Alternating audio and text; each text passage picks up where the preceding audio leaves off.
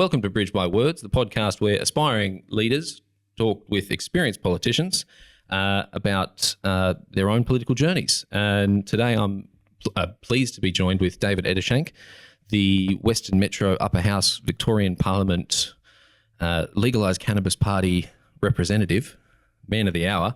I may have butchered an intro there a little bit, but how would you best introduce yourself? G'day. I'm David Ettershank. I represent the Western Metropolitan Melbourne region on behalf of Legalise Cannabis, and we're in the Legislative Council, the Upper House, the state version of the Senate. Yeah. A lot of people ask, what's the Legislative Council? Yeah, the Upper House. Local government. Local government. Yeah, people ask us that because it's got the council word in it. Yeah, true. So there's a bit of a miscommunication or a misunderstanding there. Before we dive in too much and too deep and get in the weeds, no pun intended. I try to scroll through the Instagram and find something that is a bit light and fluffy to discuss and talk about. And whether it's light or fluffy or not, you bring up Sunbury a lot. And probably two things that I noticed was the new art in station and some of the shortfalls or something on the Sunbury line. And also there was this Incinerator plant situation there. If this is still light and fluffy, probably not. But if you wanted to talk about that a little, sure. The wrong kind of smoke. That's very good. An original cannabis joke. I'm loving that. Sunbury's all about a proposal to introduce an incinerator complex rather than do landfill. There's been very little communication with locals, and they're awful things. Yeah, they're really highly toxic, and you've already got at Sunbury. You may recall there was the Metro Tunnel, the Westgate Tunnel PFAS soil that was contaminated that they had to find somewhere to dump as part of the tunnel boring. I didn't know about this.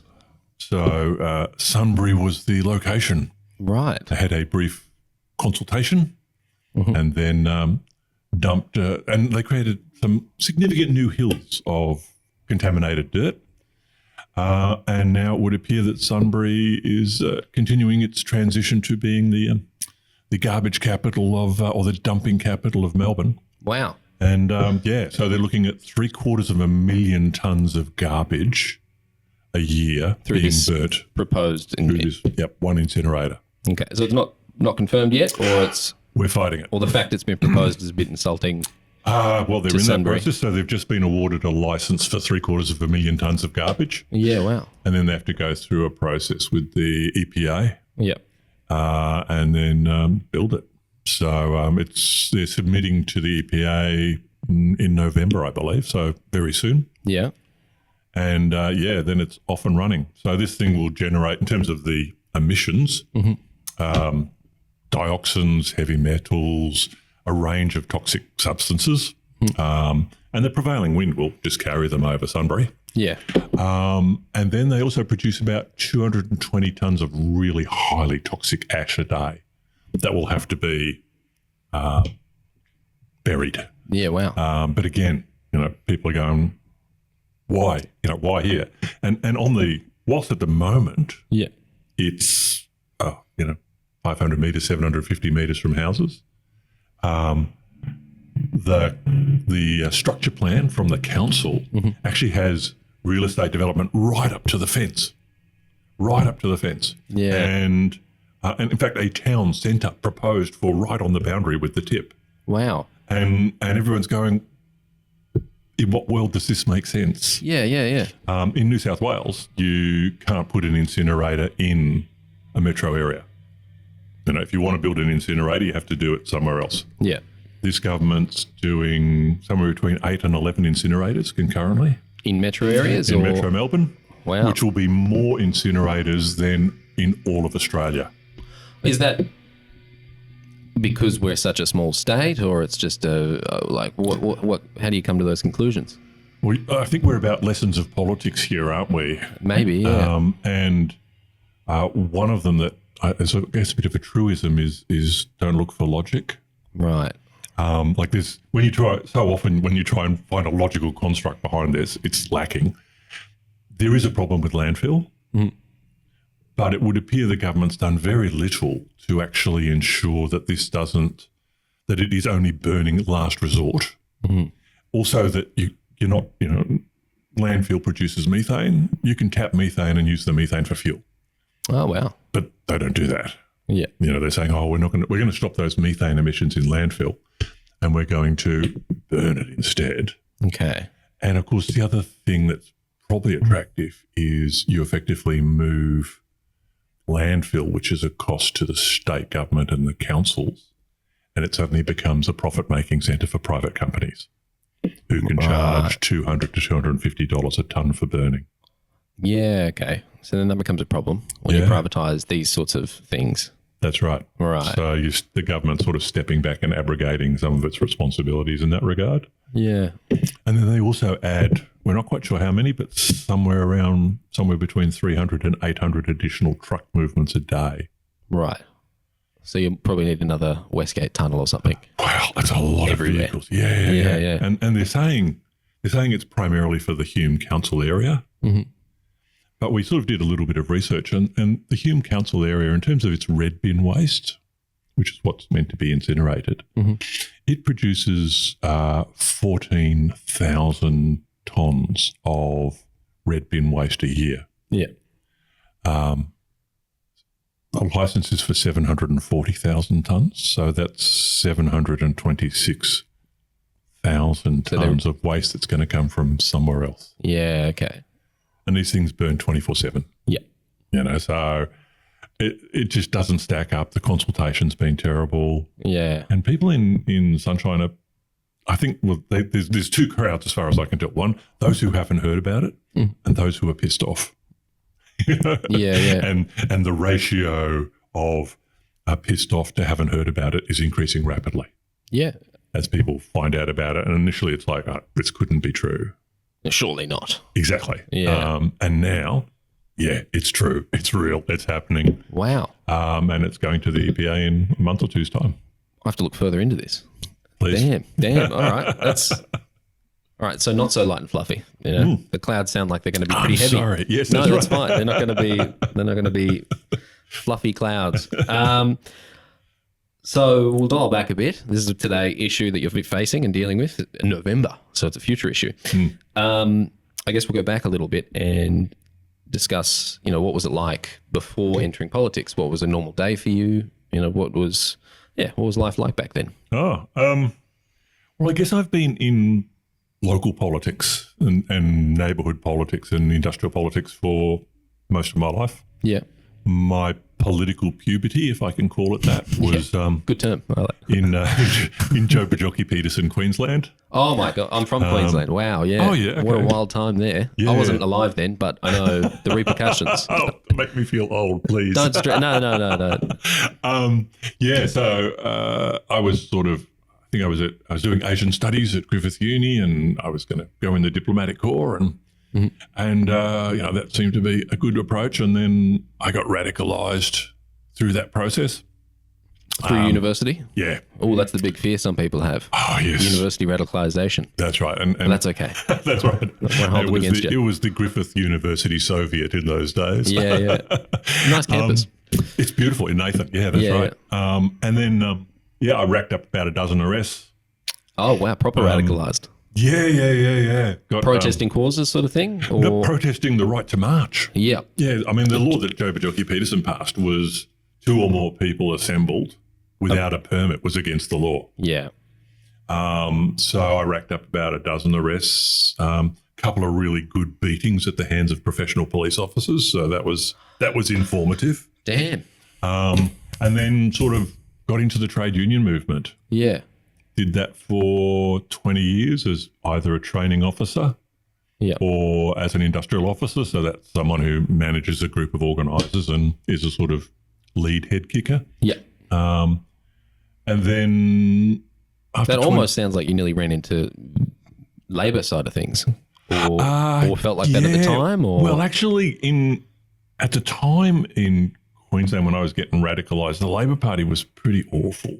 Yeah. And I actually joined the Communist Party. Because they were the only people who really seemed to be organised. Yep. And they And there was a lot of people there who were activists for 20, 30, 40, 50 years. And they were wonderful mentors. As mentors, they really understood, how do you do formation work? How do you build campaigns? How do you inform and educate without being patronising? The keys to bringing people together. Absolutely. Yeah. And formation work was the big term that everyone used, formation to create movements. And the Communist Party was very small, but it punched way above its weight. It had a number of senior union officials in it, as well as long-time experienced campaigners. The Communist Party was supporting Eddie Mabo before anybody knew who Eddie Mabo was. It was that sort of grassroots activism. And interestingly, it was also, when I got into the union movement, incredibly handy by way of being able to talk to everyone. Because if you're in the Labor left, they didn't like the right. Fractional, The right, they weren't trusted by the left. Yeah. Whereas if you were in the Communist Party, it was like, oh, you're not in the left. That's all right. You're happy to talk with you. Ended up in the Trade Union Training Authority. Yeah. Fantastic. I had my area, and you're a Queenslander, so you know the turf here. Yep. My territory started at Gladstone. Okay. Up to Weipa on Cape York. Yeah. Across to Nhulunbuy, Darwin, down to Catherine and Alice Springs. Oh, my God. Back to Mount Isa. That's such a big area to represent. Yeah, anywhere you could get a dozen or more union reps. Yeah. We'd fly in with a projector and films and let me tell you about a suitcase full of handouts. Yeah. We'd talk about anything. And then also I would run all of the politics and the economics courses in Brisbane. Yeah. So that was just wonderful education. Yeah, wow. And also really taught you about communication because, literally, like you go to somewhere like Collinsville, and you'd fly in on the Milk Run plane. You'd have 2 suitcases full of stuff and a backpack with some undies in it. Yep. Be training for 3 days. So you literally walk into a room with 20, 30, whatever people you've never met before. But you've got to get them on side. Absolutely. Yeah. Get them pumped up, motivated, focused. Yeah. And when they leave, they feel good. They're going back to their workplace as a union rep. They're proud, they're informed, they're energized. So it was a great way to just learn about organising. Yeah. I did that for 7 years. Wow. Yeah. And then I was actually deemed to be the single man in the office. What does that mean? That means they could send me off to the bush. Ah, right. I didn't have a family. Yeah, that's true. You do get those jobs, yeah. But it was great training. Yeah. And then ended up in Melbourne, worked in unions here for a little while. Yep. And then after that, it was like, I need to change. Yeah. So set up a partnership working in aged care. Yep. And basically it was all charitables, church and charitables, not-for-profits, working in residential or home care, who had got into trouble or were gridlocked or needed to change in some way or to build. Yeah, helping those who are sort of stuck in the system or trying to get through it all. Yeah. And like well-meaning organisations that perhaps had strayed into bad places. Happens, like they don't have the right people on side or? Yeah, that's right. Sometimes they've lost the plot. Sometimes previous boards might have taken it in a different direction and then or spent the bond money or something.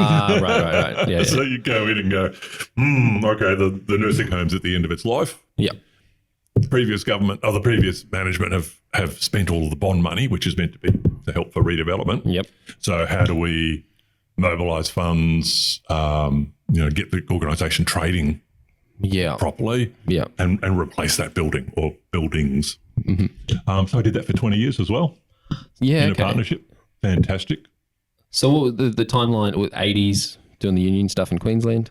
Yeah, started early 80s. Yep. And then moved to Victoria. Yep. What was the pull to come down here? My wife had got a job down here. Yep. And we'd reached the point of one of us was going to have to move.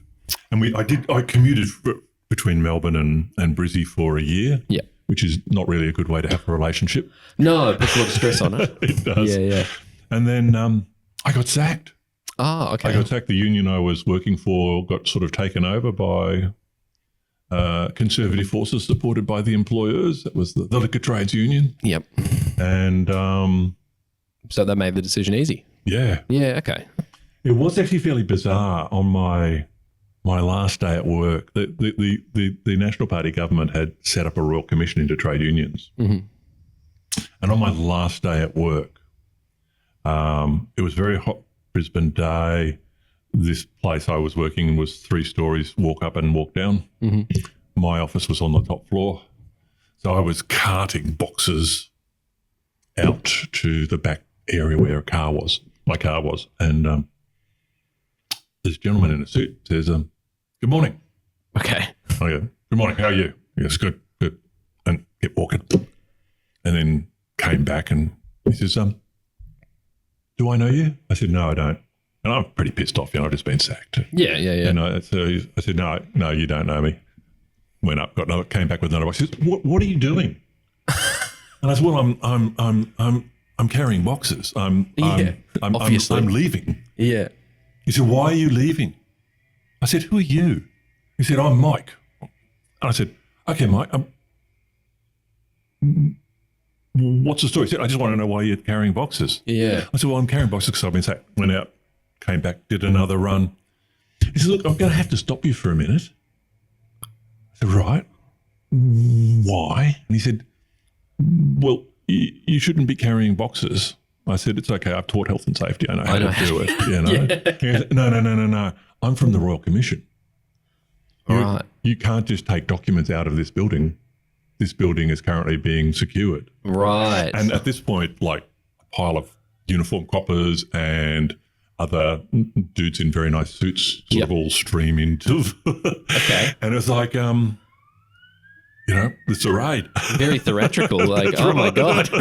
So they said, so where are you going now? I said, I'm going home. And they said, oh, that's handy because we're coming with you. Wow. So they accompanied me home and started taking my house apart, just searching it.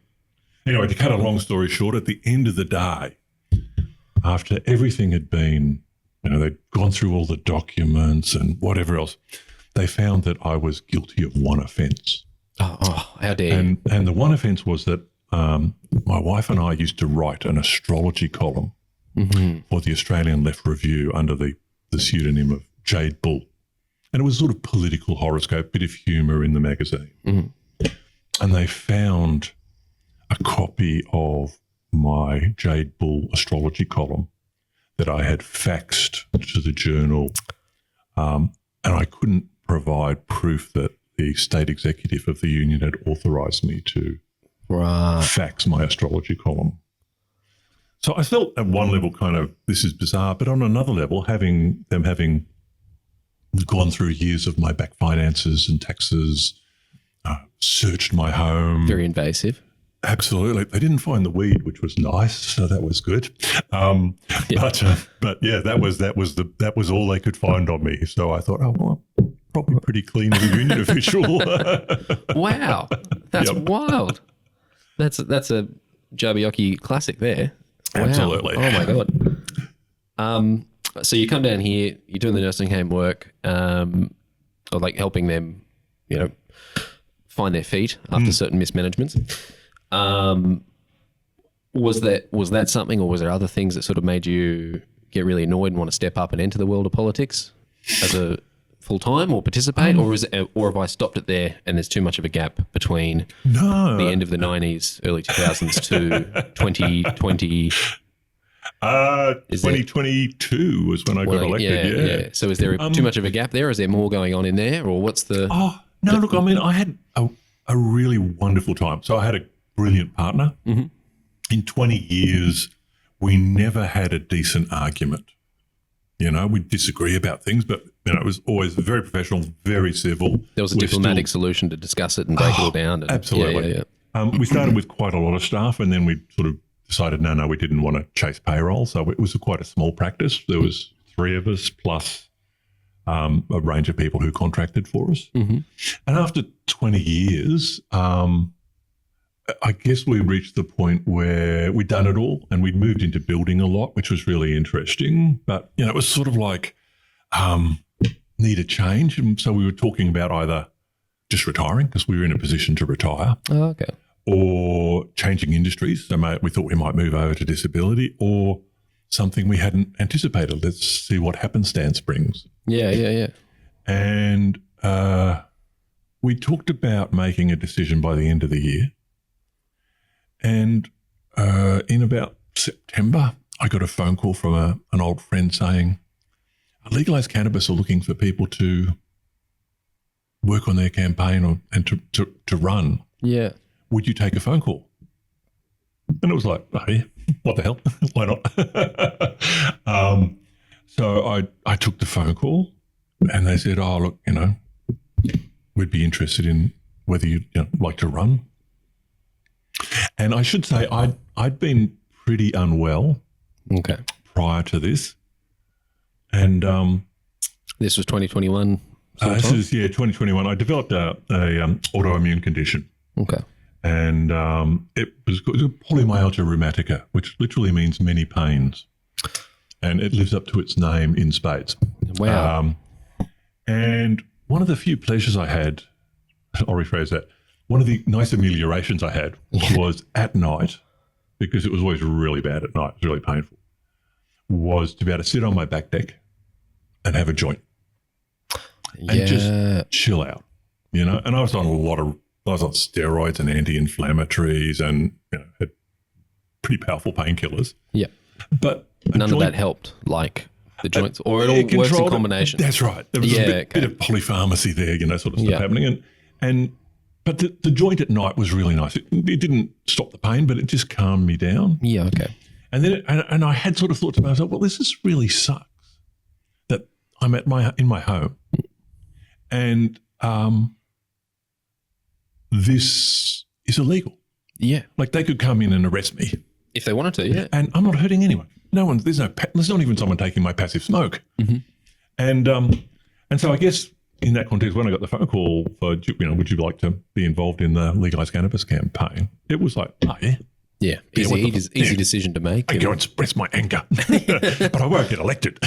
So, but I will campaign and we'll get some messages out. Yeah. So I did an interview. I got selected. This is the pre-selection or just the? This is the pre-selection. Just an interview and then boom. Yeah. They interviewed a number of people because the decision was made to run in all 8 upper house seats, as well as 3 or 4 lower house seats. And so they interviewed quite a lot of people, and I got offered, I could have Western Metro or Northern Metro. Mm-hmm. And I was more interested in being involved in the campaign. And I sort of said that, and they said, well, if you get pre-selected, you can work on the campaign. Okay. Anyway, I think our pre-selections were confirmed a bit over 2 weeks before the early voting centres opened. Wow. So they had to quickly print your name on everything, or? Yeah, it was a bit of a scramble. Well, actually, we don't print our names on things. It's just a party. That's Yeah. Yeah, okay. I mean, I guess it's we're not really into cult of personality or anything like that. And so we generally just put, vote Legalise 1, Legalise Cannabis with a big leaf on it. Yeah. And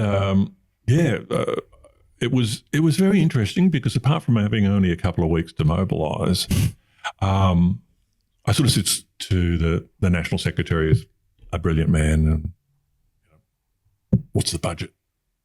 We're running in 8 upper house seats and 4 lower house seats. Surely there's a cash pile there to help. What's the spend, brother? Yeah. And he said, 20 grand. I said, per seat. He said, nah, for the state. And it was like, okay. Well, we'll have to be frugal, won't we? And imaginative. So we were frugal and we were imaginative. And so. Were you allowed to, have your own funds put towards it or anything like that? Or is it? That was included. Oh, that was including a number of donations that we personally made. Yeah, wow. I think by the end of the election campaign, we got a number of late donations. So our total budget had skyrocketed to, I think, a little bit over 30,000. Whoa, calm down, big spender. We actually bought some radio ads. So it was like, radio, high tech. We're on the wireless. And then went through the campaign, and it was I think the period after that was totally agonising. The way in which the voting works, which is group voting tickets and very complicated preference agreements, means that it takes a long time to work out. Yeah, I think because when I was speaking to Rachel, she was telling me it's like some of her lower house friends have like, oh yeah, we got our results, yay, and then it's like, oh, I've still got to wait until next year, if anything. Yeah. It was like the upper house has got, it's like weird percentages and certain thresholds, and you got to. It's similar to federal, isn't it? Where you got to.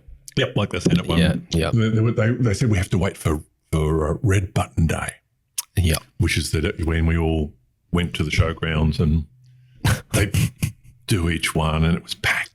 And of course, it's a bit COVID-y still. So it was true. A bit, but and then on Red Button Day, we got elected. Myself and Rachel Payne. Yep. And I don't think it was any coincidence that we're at opposite ends of town, but we're also in heartland working class suburbs. Yeah. So I think that was definitely a factor. We came in, not only did we get elected, but there's 5 from each of the regions, so it's a multi-member regions. Yeah. We came in 4th. That's pretty good. Yeah. So, we thought, I didn't think we'd get elected at all, but if we did, we'd probably just fall over the line in 5th place. But we actually got in 4th. That's really good. That almost reminds me, I used to do some horse riding and I'd always come 6th, but because there was only 6 people. Right. But no, 4th is good. That's good. 4th is good. Yeah. And it was quite shocking. And then, and then come February, we're sort of inducted and sworn in. Yeah, you were telling me there was all these, like a 2-day course or something for all new parliamentarians to get up to speed and boot camp for new politicians. Yeah, and there was a lot of them because half the Legislative Council had turned over in the 22 election, which was unprecedented. Because of retiring or voted out or? Yeah, both. Yeah, okay. A number of people moving on, a few people that had got tossed, things like that. So because I noticed that there's a lot of younger faces. Yeah. In Victorian Parliament. Yep. Yeah. A lot of noobs. Yeah. In the 22 boot camp, and then there was also quite a few in the lower house. Yep.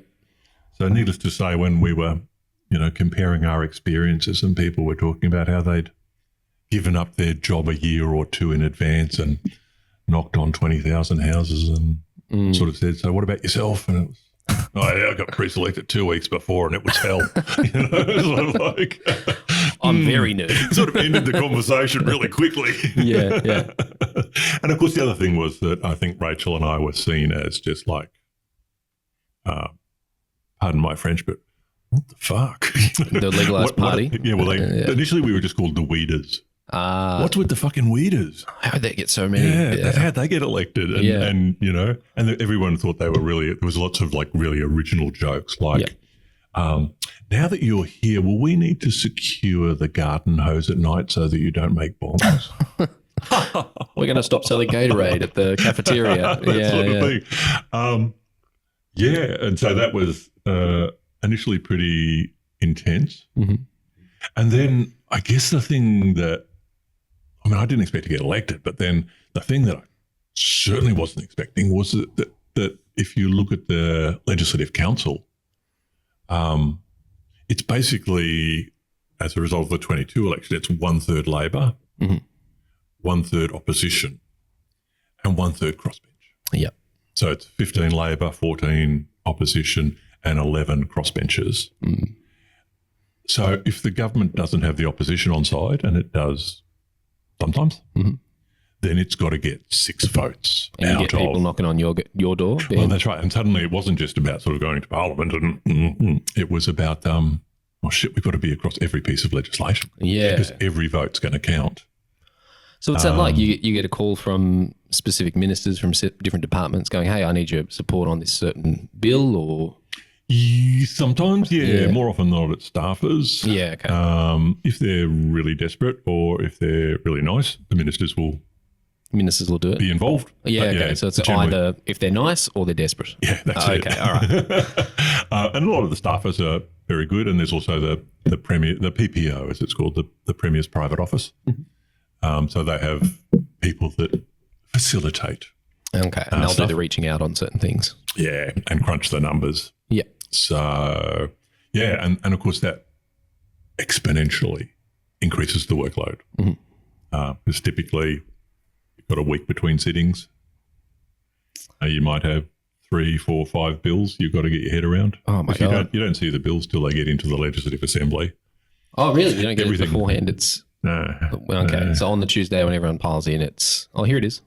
That morning? Yeah, well, it'll go through the lower house. Yeah, okay. So it comes out a little bit before the lower house, so that obviously the lower house can see it. And if you're lucky, you'll get a copy of it? Or Well, we can see it on the web then, but generally you're sort of still drowning, not waving from what's already on your plate. Right. Because at the same time the Legislative Council's sitting, you're sitting. Yeah. Sorry, Legislative Assembly in sitting, most cases, you're yeah, sitting. they do same week, yeah. Exactly. So it's like, well, will the bill get through? Probably. But you're sort of trying to deal with the 3, 4, 5 bills you've got in front of you, as well as look at the horizon. And generally in the sitting week, we'll get what's called a bill briefing, which is a briefing on what's coming through the LA, through the Legislative Assembly. Yeah. So just as you're getting a breath, another wave comes. Yeah. And it's very intense. And the government they're quite into sort of like it's almost a pressure cooker approach. So they'll leave negotiations still quite late in the piece more often than not. There's a few ministers who are more proactive, but most of them work on the basis of we'll leave it till right near the end, so it's almost in the Legislative Council, and then we'll sort of firm up the numbers and start chasing people up. Yeah. But of course by then you're in the pressure cooker. Yeah. Because like it might be Thursday, Friday, and the vote's going to be on Tuesday. Yeah. Is that a tactic gives you less time to change your mind on something? Yeah. Okay. Or negotiate with other parties or get amendments sorted and stuff like that. Yeah. Yeah. Oh, we don't have enough time to do an amendment, therefore just say yes. All right, exactly. mate. Yeah. Okay. That sort of thing. And there are, I mean, one of the things that's really amazing at Parliament is there are so many really good, clever people there to help you. Like the staffers? Like the clerks. No, the staffers work for the politicians. Oh, so no, I mean Parliament House staff. Yeah. Those ones, sorry. So there's like the clerks and the clerks and the tables office and people like that, and the librarians. Yeah. They're just wonderful. Like they can't do enough to help you. Yeah. And I must say, but for them, we well and truly would have drowned and or made fools of ourselves or both. Oh my God. But they're very patient. They're very confidential. Yeah. And accommodating on most things. Absolutely. I'll give a quick shout out to them because I've recently done, and I've got another one coming up next week where I've interviewed a bunch of you guys, parliamentarians in Parliament House, and just so helpful at the Parliament House staff. Sorry, just wanted to say thank you to them. No. But no, they're amazing, and it's sort of like call me David, Mr. Ettershank. And I'm not allowed to. That's right. It's like, but and the attendants are wonderful, and nothing's too much trouble for them. Yep. And so that saved us a lot, and then we were lucky to get a recruit of some good people as our own staff. In Parliament House. Yeah, Parliament. Yeah. So I've got obviously people that work out here at the electoral office. Yep. And then I've got 1.5 parliamentary advisors. 1.5 as in one person split between some people, or you've actually got a short person? No, I've got. Well, they're short compared to you. Yeah, well, they're very short compared to me at 6'10", but so part-timer and a full-timer. Okay. So that we've been very fortunate to have a really good team. Yeah, wow. So that makes a world of difference. Yeah. So with that 1/3 of the crossbench, I know there's some different characters in there, but there is, I don't want to say that cliche word now that's all popular, accountable, but is that something that you guys sort of try to do as the entire crossbench to sort of keep both sides accountable or work together on certain things? Or is there, because I know that Animal Justice Party, Georgie and Rachel Payne seem to do a lot of social media stuff together. So I assume there's a friendship and a kinship there in the crossbench. There's sort of on certain topics, obviously. Of the 11 in the crossbench, there's sort of half a dozen of us who are probably more on the left. Yep. And then there's 4. Well, we'll vary a bit. We had Moira Deeming as an independent for a little while, and she was expelled from the Liberal Party. they're the sort of the conservative bit of the crossbench. Yeah. So generally we're more inclined to vote with the government, and the other 4 are more inclined to vote with the opposition. Yeah. So there'll be collaboration. I think a good example of the collaboration was AJP, ourselves and the Greens basically sort of shirt-fronted the government on pill testing. Yeah, that was going to be my backup positive sorry about fluffy that. thing. No, I wasn't. No, I mean like before when I was talking about the social media thing. Yeah. Because the pill testing is a very big deal. Yeah. Do you want to talk big about win. that a little bit? Or Oh, sure. I if mean, you want. literally that was just like Because- saying to the government, look, the progressive arm of the crossbench Yeah. think that this is really important. Kids are dying. Yeah. It's entirely preventable. At that point in time, there was actually already pill testing starting up in Queensland. It started up in Queensland. And And now it's gone now, but that's a different thing. That's Yeah, they made it illegal in Queensland. well, just because you can do it, I guess. Unitary governments can sort of sweep in and do what they got to do, especially in Queensland. But So that was great, and it was really fascinating too, because initially it was like, no, from the government, no, we're not going to do that. right. And it's like, we really want to continue to support you. Yeah. But, we really want you to do it. And anyway, there was that process of negotiation, and they took it to cabinet, and of course it got through. And I remember afterwards talking to a person from the government who can remain nameless. Yeah. Okay. Yeah. But it was like, wow, we just done, we just got the focus group data.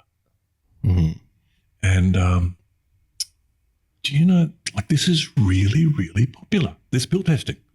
People really like it. So therefore, we like it now. And it was like, yeah. Yeah. That's because they don't want their kids to die at festivals. Yeah. They don't want to go and see their kids in hospital. And it's like that with drug reform generally. There's this like, Touchy subject. Historically, yeah, there would be. Yeah. Do you feel like there's a bit of a mindset that's still kind of stuck in that time, or appealing to certain people that, are still in that mindset, or voters that are still in that mindset? Yeah. Look, I actually think in terms of cannabis specifically, the debate has moved hugely in the last few years. And it's got very little to do with us. Yeah. It's largely to do with, it's a couple of things. One is the slow burn, which is, I think, just people who've consumed cannabis all of their life who are now getting on in life but probably have more resources and are more influential. Yeah. They're all, I use cannabis. About 750,000 Victorians used cannabis in the last 12 months. Don't tell the cops that. But yeah, no. All the time. That's fine. I've had housemates. Wouldn't you like so to I do know. real crime? Yeah. But the other one that's been a real game changer, of course, is medicinal cannabis. Yep. So now it's not sort of like the feral out the back having a joint. It's an older gentleman on his back porch trying to numb the pain. That's right. Your auntie, your mum, Yeah. your sister, Yeah. your child. So having for a range of, early childhood medicine. So and suddenly it's gone from this it's ferals and it's outlawed through to it's now suddenly mainstream. Yeah. And you've got I think they're talking now potentially, and I don't know, the numbers are very hard to get, but somewhere around 1 million people are on medicinal cannabis. And it's from this slow burn. There's normalisation behind it all. And and of course now it's big business. Medicinal cannabis is big business. yeah, it is funny how as soon as people realise they can make money on something, it's like, it's not that bad actually. Yeah. And it does have a problem in terms of it being ambiguous as a medicine. Is it therapeutic? Is it recreational? I don't think the two are mutually exclusive. No. Yeah, and so that's sort of like you can have a good time feeling better health wise. yeah, and if you want to have a sleep, if you're having trouble sleeping, and you can have a little bit of tincture, with some THC in it, and you sleep well, that's fine. But it doesn't really fit into the medical model, like the TGA registration and stuff like that. They like 5 milligrams of this, 4 milligrams of that, and there's your pill, and we can license that. Yeah. Whereas cannabis is grown and then it's processed, and it doesn't lend itself to that nice laboratory scientific setting. And so it's very hard to get onto the PPA, for example. But it's also for the politicians. It's like, it's got this ambiguity. It's still a bit fringe. Yeah. And so do we really want to get associated with reforming it? Mm-hmm. And so we know from the Australian Institute of Health and Welfare survey that around 80% of the Australian population believe that cannabis should no longer be a criminal offence, personal possession. Yeah. This government has got nothing on its legislative agenda that's even close to 80% public support. Yeah, okay. I guess there's still a level of fear probably. I don't know. Or of you'd think we were asking him to donate a kidney. Yeah. You know, well, hopefully something after the election maybe changes a tune. Yeah. Because I guess it is very touch and go at the moment. You know, all the criticism that this current government gets. There is an election coming up, so who knows? It sure is. I guess they don't want to push too many things here and there, or But I certainly hope they do. Yeah, it would be nice. We're sort of at the end of our chain. You know, we're sort of like, we've been nice, we've been collaborative, we work with the government, and we want to see some change. We did get some change on medicinal cannabis driving, the right to have your matter heard by a magistrate. Yeah, I saw that because I've just had the puff to soothe my arthritis, and the next day I've got to drive to an appointment, and I got pulled up by the cops. Then I'm buggered. No, not me. I'm using it as an example. Oh, sorry. Yes, I wasn't telling me a story. No, I don't. Because as you said, it sits in the system for a bit, and if there's nothing inhibiting you from driving safely, then you shouldn't be straight to the bin. Yeah, well, that was it. I mean, there was no discretion for magistrates. So you could be involved in a dangerous driving that resulted in death or serious injury, and a magistrate would have discretion over what the penalty was. But if you got pulled up simply because you failed the lick test at a random drug test, just pulled up, not a car crash or anything, positive. Okay, no question of impairment. That matter went to court. There was no discretion for the magistrate. Wow. At all. It was mandatory loss of license for a minimum of 6 months. And our position was, well, look, if you're impaired, you shouldn't be on the road. It doesn't matter what the drug is, whether it's alcohol or whatever. If you're impaired, you shouldn't be on the road. And if you're impaired agree with weed, that part. Absolutely. Yeah. With like with alcohol. Yeah. Yeah. Does that come with like a normalization of it and discussing these things a bit more, making it less taboo? Yeah, and it's tricky because there's not like a 0.05 that you can do with alcohol, with cannabis. There's not like a safe level because different people metabolize it differently. Yeah. And it can stay in your system for weeks. And that's probably just the nature of the product itself. Yes. Because it's so fluid and it can't be, as you said, 5 milligrams of this, 10 milligrams of that, off you go, licensed away. Yep. So that's one of the challenges we have to face, or do we have to try and laboratory it up a bit more, or? Well, I guess so it's a bit more of a science. Yeah, I mean, there's a lot of people working on it. So we've got that through. We have got now magistrates have got discretion, and the magistrates were actually like, thank you. That's really good. Yeah. We want that. We want that right. And I think it'll change police behaviour, so that's good. Yeah. Otherwise, not a lot of progress. We certainly say next that you have to stop arresting people for personal use. So in Victoria, in an average year, there's about 10,000 people just fall foul of the law for personal use or possession. Yeah. So we're not talking commercial or anything like that. Yeah. And about 4,000 are arrested. And in a state where the police are 2,000 positions down, there's obviously crime issues. Yeah. You talk to the cops and they're all sort of like, it's easier for them to arrest people in some cases, or I it's just not. prefer not to know about it. Actually got real crimes to fight. Yeah. And we're now sort of looking at simply the proposition that's currently before the government is do what they've done in the ACT 5 years ago, which is just decriminalise it. For personal use. For personal use. If someone has a bag of it, and hey, mate, maybe you should. So you clearly they're dealing. Yeah. Well, you can have 30 grams, I think it is in the ACT. You can have 4 plants in your garden, And we actually met with part of a parliamentary committee with the Federal Police Commissioner in the ACT and about 8 of his officers. Yeah. And they were like, we had apprehension when we made these changes, but none of those came to pass. Yeah. They did a 5-year evaluation, tested everything from road accidents through to checking hospital all the admissions, data, all that sort of stuff. There was nothing at all that was statistically verifiable, except for a 94% reduction in interactions with the courts. So that frees up the court system a bit. Yeah, true. And the police. Yeah. And so it's like... so he probably looks less stressed than the Victorian Commissioner. Oh, he was a very chill gentleman and very open and transparent. Mm-hmm. And at one point it was like, we got real crime to fight, focus on real issues that matter to people. There's violence, there's blah, blah, blah, blah, blah.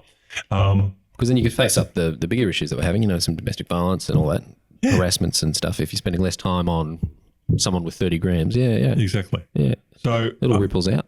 It does. And so I guess we're sort of saying, and I guess it's particularly pertinent in the context of all of this, get tough on bail, get tough on law and order. Because if you look at how those arrests work,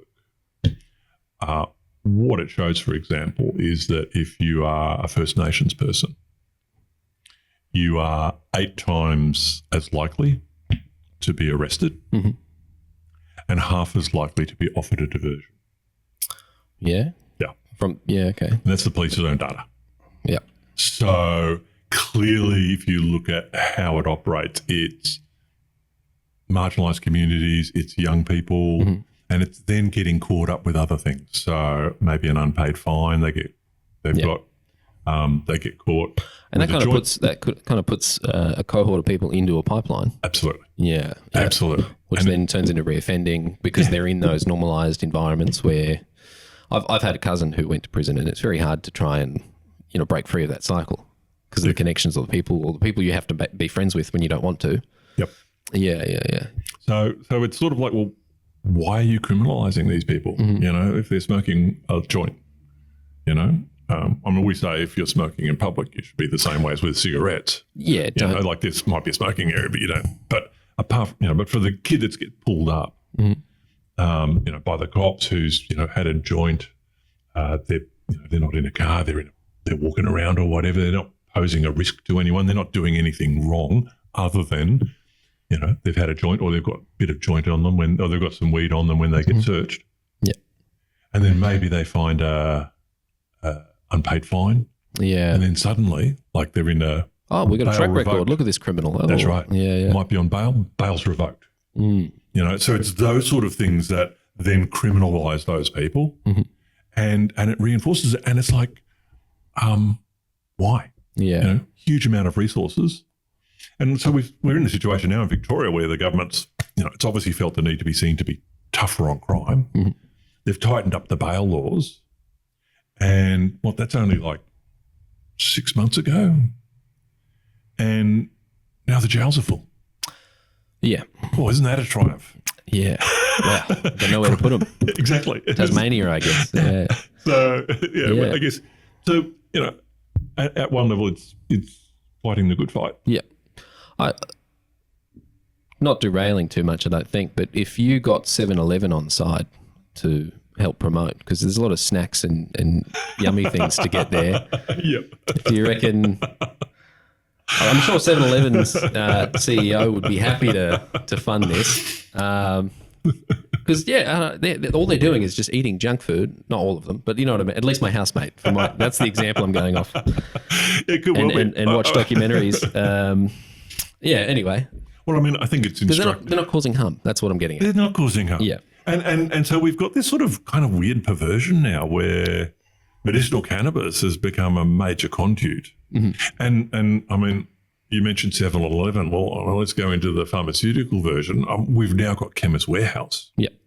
Doing due diligences on clinics and pharmacies because Chemist Warehouse, which is obviously the giant of the pharmacy industry and retail pharmacy. Yeah. The monopoly. They're getting into weed.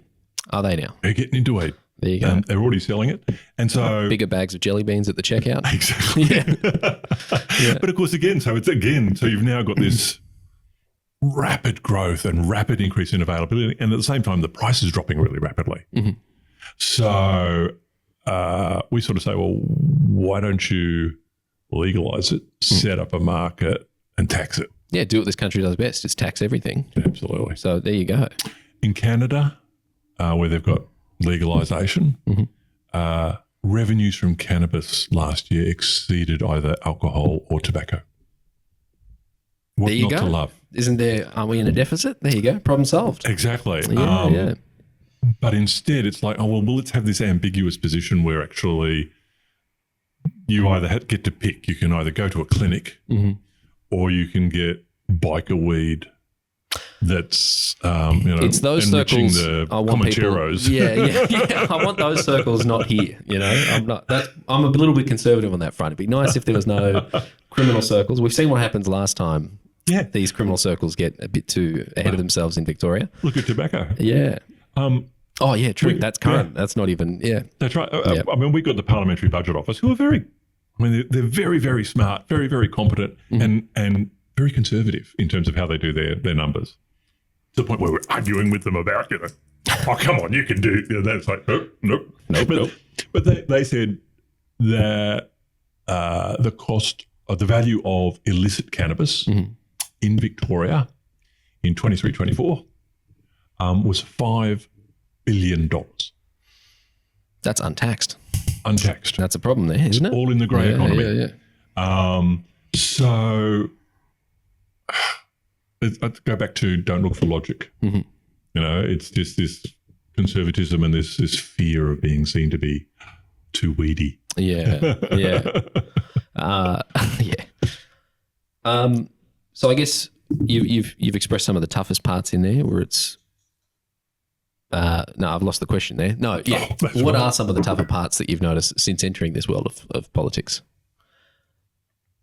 Turning off. Yeah. Yeah. There is always something happening. There's always something pulling your issues attention to pick up. Yeah. I mean, we've got, I guess when I got elected, it was like, like, shit, what do I do now? And having been a campaigner all my life, and throughout my life, it's always been scratching for resources. Hence the $20,000 across the whole state. Exactly. Yeah. And then suddenly you've got all these really competent, smart staff who are politically sound. You've suddenly got... He's saying that because they're listening. No, that's right. They might see the video. No, they know I love them. Yeah. Suddenly you've got like a $250,000 communications budget. Yep.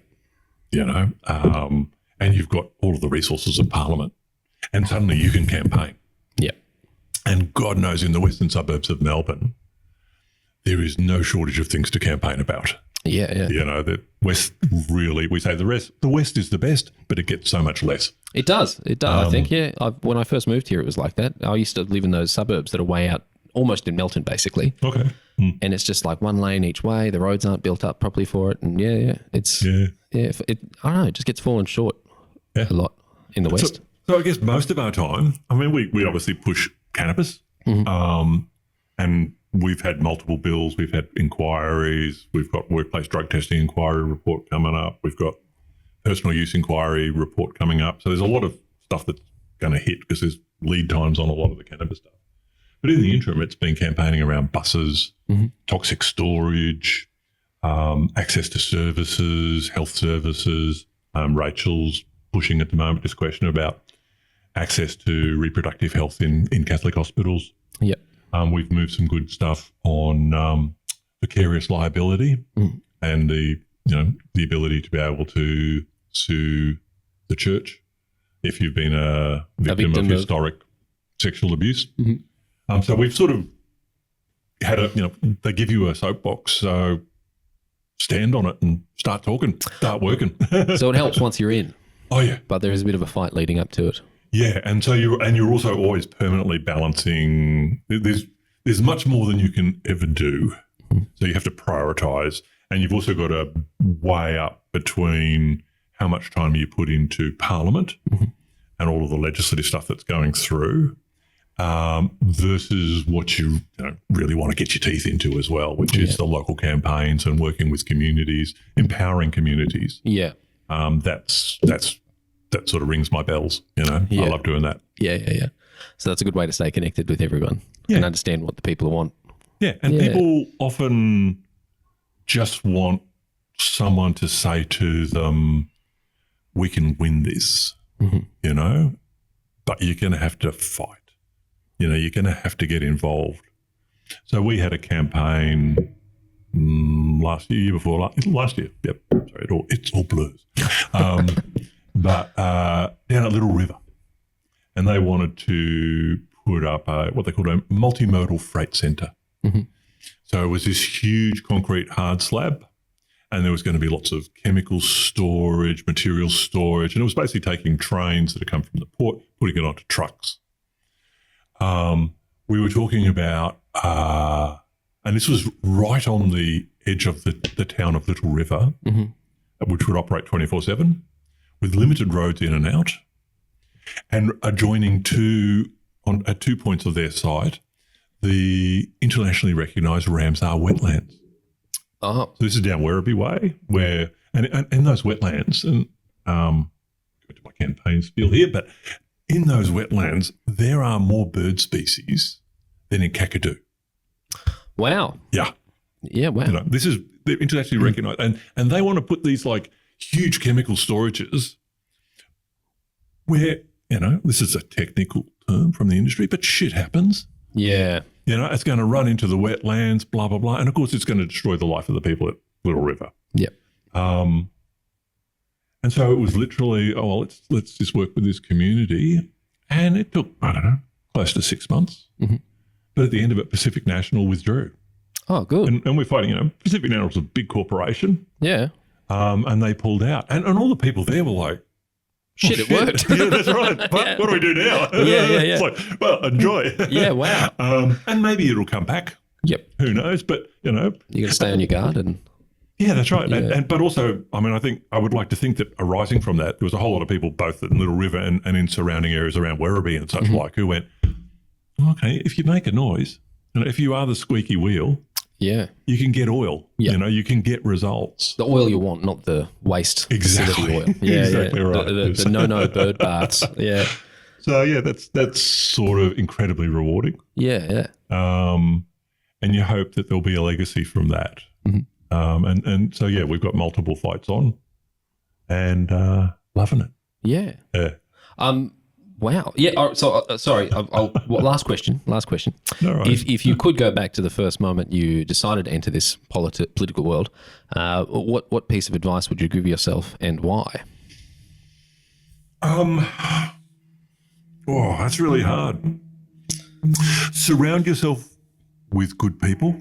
Yep. Trust them to do the right thing, because you can't. If you try and micromanage, you'll die. Yeah. I had a perfect example of that when I did the Parliament House thing with my partner. She come in to help me, and we were like swapping the cards around for the cameras. Right. But I gave that job to her. And then when I stepped in, I thought I was helping. We lost footage. Oh. But when you're right. When you delegate and give the task to someone, don't micromanage them. Yeah. Sorry, I just wanted to give a real story about that. Just reminded me. So get good people, trust them. And then I think it's just about be realistic in what you can achieve.